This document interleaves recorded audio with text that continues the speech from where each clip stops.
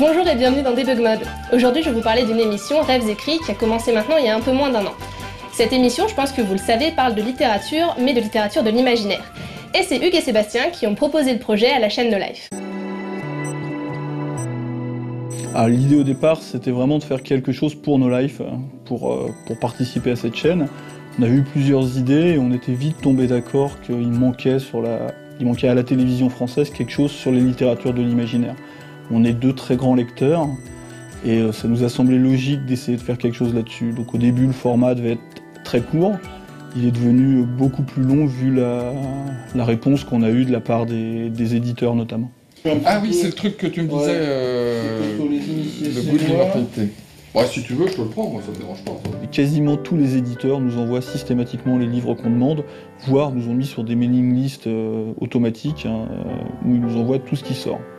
Donc ça, c'est une confiance qui nous a vraiment fait plaisir puisqu'elle est, de 90% de ces gens, elle a été spontanée avant qu'il y ait eu même une émission. Alors quand les livres arrivent à No Life, Sébastien les récupère et ensuite on se les partage.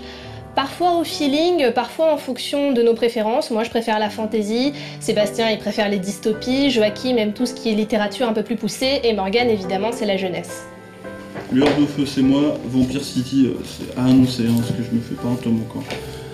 Et ça c'est génial, je te les passerai, je vais finir celui-là rapidement. Ouais, bah, puis c'est sur des dragons, c'est jeunesse mais pour, tu vois, c'est... Si tu veux, Warren Bourse c'est spécial, c'est celui qui a fait l'ellipse. C'est très bien. Ouais, je vois. C'est très bien, mais c'est plus psycho que de l'ASF. L'ASF est plus un décor. Et le festival de Montreuil, tout le monde a son dossier. Au départ dans l'émission il y avait Hugues et il y avait moi, on était deux, on a tout de suite su que c'était pas assez, notamment au niveau de la lecture. Sally et Morgane nous ont rejoints presque tout de suite. On a ensuite recruté, si on peut dire, Joachim, qu'on connaissait depuis quelques années, qui a une formation littéraire très importante, qui a connu des grands auteurs personnellement comme Barjavel par exemple, donc qui a fini de compléter cette équipe. Généralement, on a 2 à 3 semaines pour lire les livres, ça dépend de la date d'arrivée et de la date de l'émission.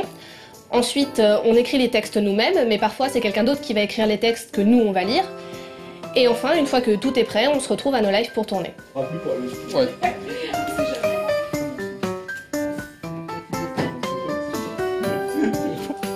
Ralenti. On a ici une dystopie romantique à l'histoire d'amour assez convenue.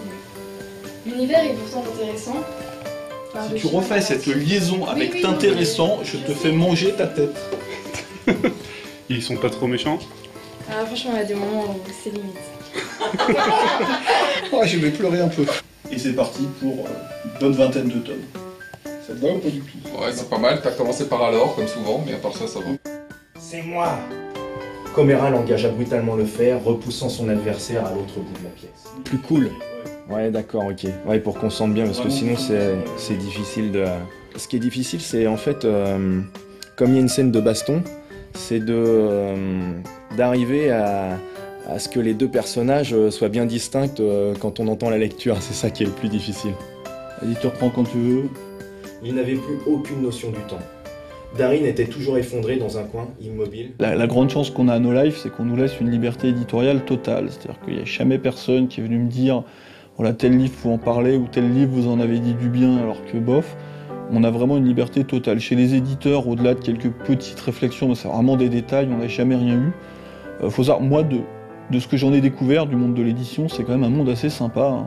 Les gens se connaissent entre eux, se respectent finalement. Donc c'est plutôt un monde, moi je me sens bien et que j'ai envie d'aider. Alors voilà, maintenant on en sait un peu plus sur l'émission. C'est une émission qu'on a vraiment beaucoup de plaisir à faire, nous, et on espère que vous avez plaisir à la voir et que ça vous donne envie de lire des livres qu'on vous fait partager. Je vous donne évidemment rendez-vous un mercredi par mois à 20 h sur No Life.